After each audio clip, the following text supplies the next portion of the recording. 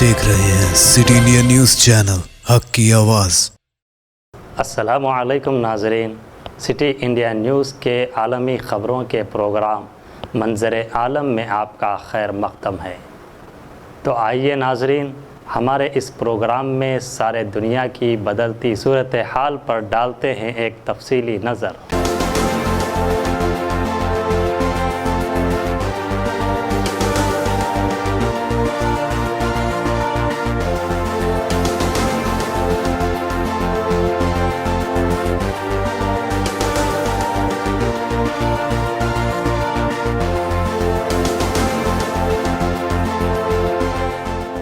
तुर्की और कुर्द अफवाज अमरीकी सालिसी कोशिशों के नतीजे में जंग बंदी पर मुत्तफ़िक़ हो गए हैं।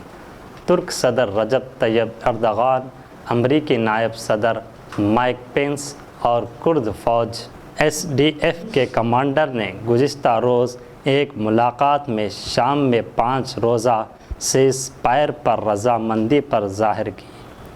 अमरीकी सदर डोनाल्ड ट्रंप ने इस पेशरफ्त को अहम करार दिया है, जबकि नायब सदर माइक पेंस के मुताबिक इससे शाम में जारी खूनरेज़ी रोकने में मदद मिलेगी।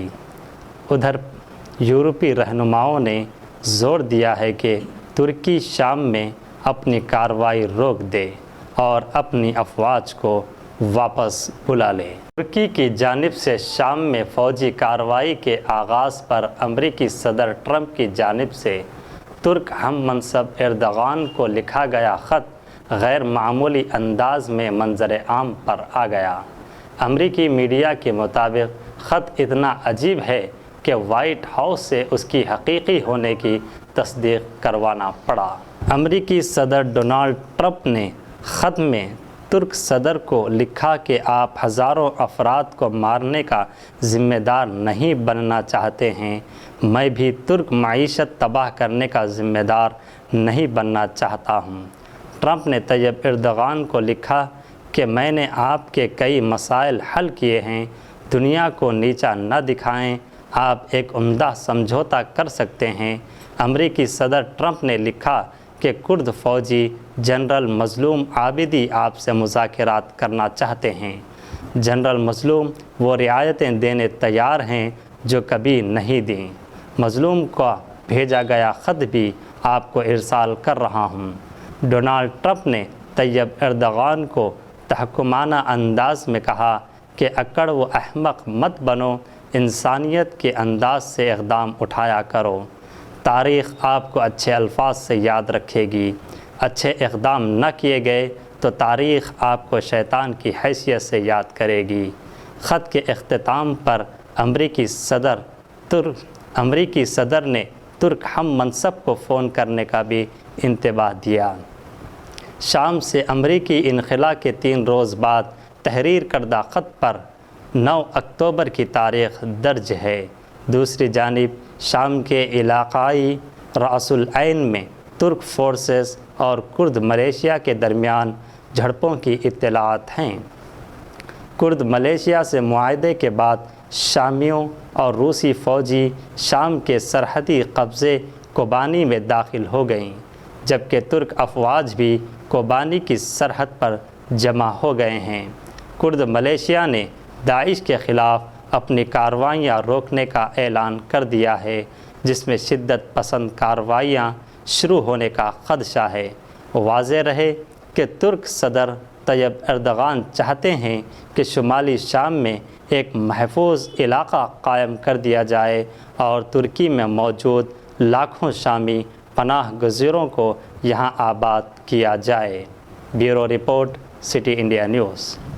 ईरानी हुकूमत के एक सीनियर अहलकार के मुताबिक सऊदी अरब और मुत्तहदा अरब इमारात तेहरान के साथ तनाज़ात के हल के लिए अपने रवैये में तब्दीली लाया है।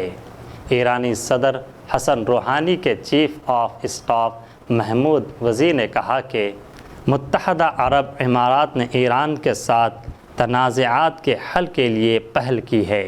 अब ईरान को UAE के साथ ताल्लुक़ात बेहतर हो रहे हैं اور اب ہم دیکھ رہے ہیں کہ سعودی عرب کے لب و لہجے میں بھی تبدیلی آئی ہے۔ ایران اور روس ممالک کے ساتھ بہتر تعلقات کا خواہاں ہے۔ انہوں نے امریکہ پر کسی بھی قسم کا اعتبار کرنے کے حوالے سے خبردار کیا ہے۔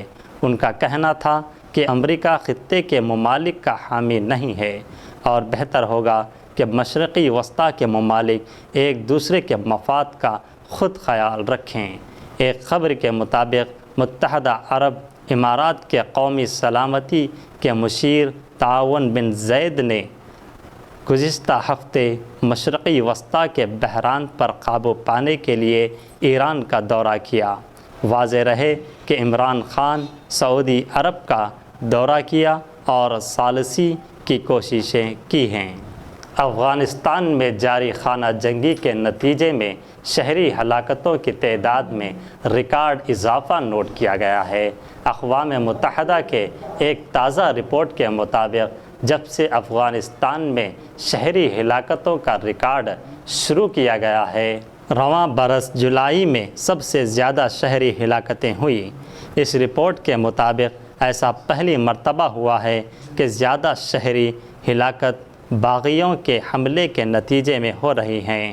اس سال کے پہلے 9 ماہ کے دوران افغانستان میں 2563 شہری ہلاک جبکہ 5500 سے زائد زخمی ہوئے۔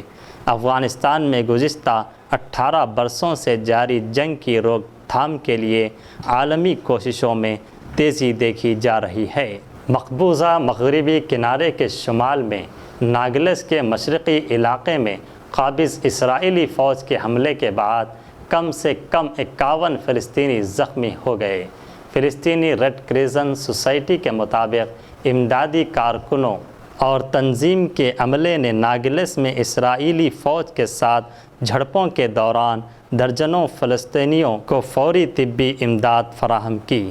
اسرائیلی فوج کی آتشی اسلحے سے راست فائرنگ سے 3 افراد زخمی ہو گئے۔ 14 لوگ ربڑ کی گولیاں لگنے اور 34 آنسو گیس شیلنگ کے نتیجے میں زخمی ہوئے۔ مقامی ذرائع کے مطابق اسرائیل کی فوج نے ناگلس کے شہر مشرقی علاقے میں دھاوا بولا۔